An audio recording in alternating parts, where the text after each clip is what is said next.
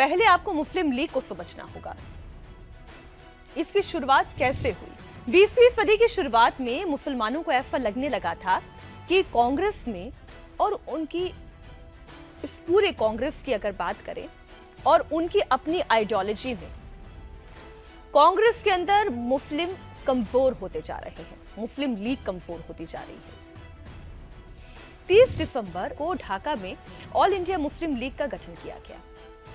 इसके बड़े नेता थे आगा खान, नवाब वकार उल मुल्क और बाद में मोहम्मद अली जिन्ना इसमें शामिल हुए। शुरुआत में इसका मकसद तो अंग्रेजों से मुसलमानों के लिए नौकरियां और काउंसिल में हिस्सेदारी मांगना था। 1940 में लाहौर प्रस्ताव में इसने टू नेशन थ्योरी यानी कि दो राष्ट्र का सिद्धांत दिया और पाकिस्तान की मांग की।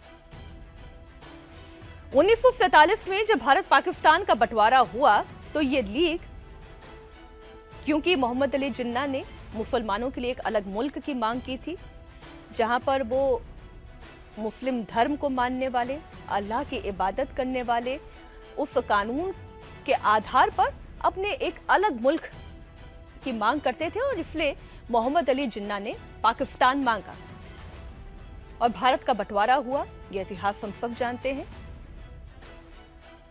भारत का बंटवारा हुआ, पाकिस्तान एक अलग मुल्क बना और इधर हिंदुस्तान रह गया भारत।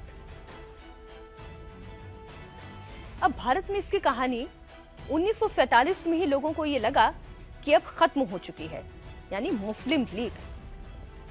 मुस्लिम लीग जिसके रहनुमा थे मोहम्मद अली जिन्ना, पाकिस्तान के गठन के साथ साथ मुस्लिम लीग की कहानी भारत में खत्म हो गई, ऐसा माना गया। लेकिन इतिहास में कभी भी कोई घटना होती है तो उसकी कहानी ऐसे ही खत्म नहीं हो जाती, वो वर्तमान तक कैसे आगे आगे बढ़ती चली जाती है, वो जीवित रहती है। इसे अब आपको एक साल बाद 1948 के मद्रास में जाना होगा। 1948 मद्रास में बंटवारे के बाद भारत में रह गए मुसलमान नेताओं के सामने अब सबसे बड़ा सवाल यह था कि वो क्या करें। पहला सवाल तो यह था कि क्या वो मोहम्मद अली जिन्ना के साथ मुस्लिम लीग में जुड़ते हुए पाकिस्तान चले जाएं या फिर भारत में अपनी एक अलग पहचान बनाएं।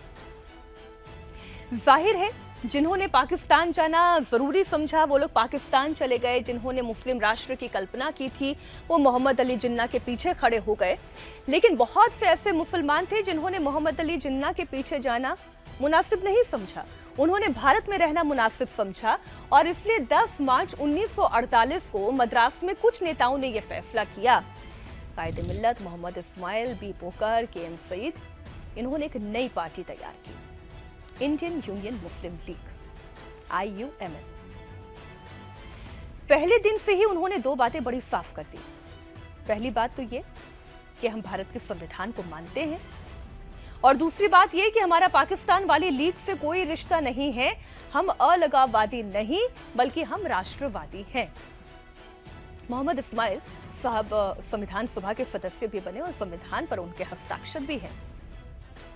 और IUML वैसे तो एक पैन इंडिया पार्टी थी, लेकिन IUML का दखल और उनकी ताकत दोनों केरल में सबसे ज्यादा मजबूत दिखाई देती रही। और आज की तारीख में जब हम साल 2026 में आपसे चर्चा कर रहे हैं तो आज की तारीख में इंडियन यूनियन मुस्लिम लीग का मतलब हो गया है केरल, खासकर मालाबार, मल्लापुरम, कालीकट, कासरगोड। अब इसकी 3 वजहें हैं। वहां मुस्लिम आबादी ज्यादा है, मोपला आंदोलन की विरासत है और समुद्र किनारे के व्यापारी समुदाय भी उनके साथ हैं।